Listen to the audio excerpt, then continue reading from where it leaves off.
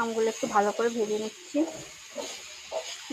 হালকা একটু তেল, বেশি তেল দিইনি, হালকা একটু তেলে মৌরি ফোড়ন দিয়েছিলাম, লবণ হলুদ দিয়ে আমগুলো একটু ভেজে নিচ্ছি। এবার দিয়ে দেবো চিনি।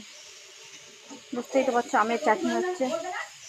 দিয়ে দিয়েছি চিনি। চিনিটা দিয়ে এইভাবে একটু ভাজা ভাজা করলে কি হয়, চিনিটা গলে আমের ভেতরে ঢুকে যায়, তখন আমের ওই যে খুব একটা ভীষণ টক, ওই টকটা থাকে না, সুন্দর একটা ভালো টেস্ট চলে আসে তখন, মিষ্টি মিষ্টি।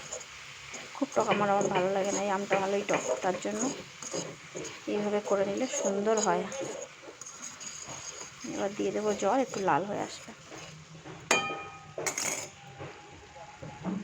কালকে এনেছিল 4টে শোল মাছ, 2টো দিয়ে হয়ে গেছে লাউ কালকে, আর 2টো দিয়ে আজকে পাতলা আলু দিয়ে ঝোল, জিরা ধনিয়া আর লঙ্কা দিয়ে বাটা। এর সঙ্গে আর কিছু দিতে হয় আমি জানি না, তোমরা জানলে জানি। Bye bye. দিয়ে দিয়েছি জল, এবার সুন্দর করে ফুটতে থাকুক, আমি একটু বসে নিই। Bye bye.